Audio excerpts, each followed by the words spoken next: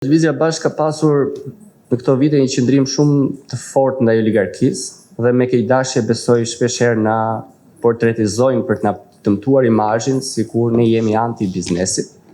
Kjo nuk është absolutisht e vërtetë. Përkundër dhe oligarkia është një pengesë për zhvillimin dhe konkurrencën e lirë të biznesit në Shqipëri.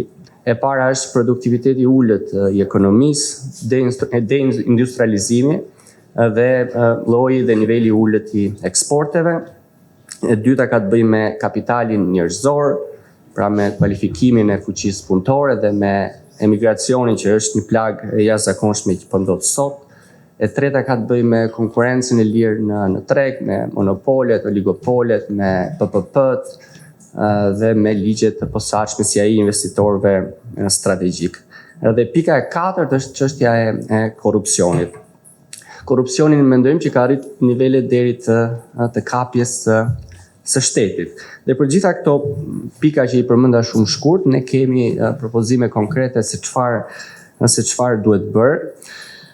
Natyrisht, për sa i përket produktivitetit për shembull, është fatkeqësi që Shqipëria është vend fundit, domethënë në rajon. Në botë kontrollova duhet jemi për sa i përket produktivitetit diçka nga vendi i 93.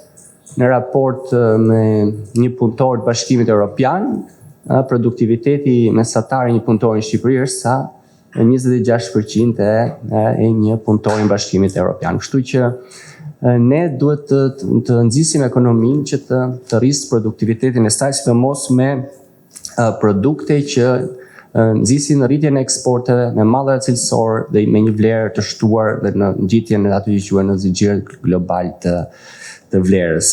Tani si do ta bëjmë këtë?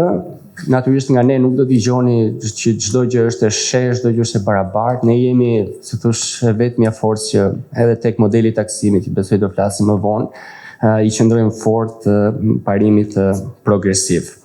Kështu që ne duam të mbështesim përmes për shembull bujqësinë, përmes subvencioneve apo incentiva tjera fiskal për industri, që industritë lehtë kryesisht, apo industrinë përpunuese dhe nxjerrëse, që kanë një produktivitet, që synojnë një produktivitet lartë dhe që sjellin një vlerë të shtuar në ekonomi.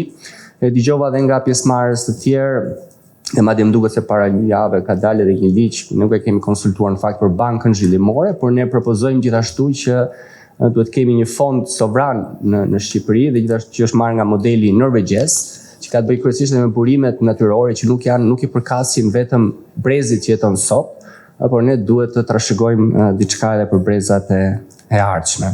Për sa i përket kualifikimit fuqisë punëtore, unë vi nga bota universitare, u fol dhe në orën e parë, domethënë jemi në një krizë jashtëzakonshme. Nuk mund të shkoj në detaje këtu, por ne do bëjmë një reformë të thellë nëse do kishim mundësi në arsim. Jo vetëm duke rritur GDP domethënë buxhetin në raport me GDP që do shkonte në nivelin 4%, por mbi të gjitha nëse shikojmë kërkimin shkencor në Shqipëri është në nivele mediokre dhe i pambështetur.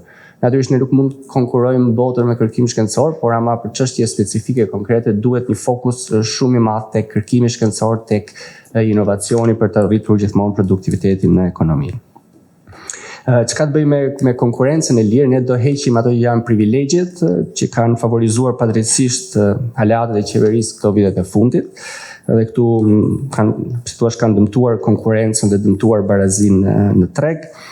Konkretisht ne do të rishikojmë gjitha këto ligjet e do të shfuqizojmë disa prej tyre si modelit të PPP-ve apo investitorët strategjik.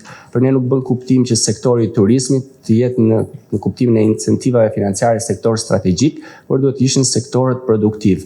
Bukurinë që natyra shqiptare ka, si thua, udhëruar, ajo është aty, nuk është në një, si thua, inovacion i dikujt që ka dëshirë për të bërë biznes. Duhet që të orientohet kapitali drejt sektorëve të tjerë të ekonomisë. Natyrisht dhe turizmi mbetet sektor i rëndësishëm, por jo në kuptimin më strategjiku.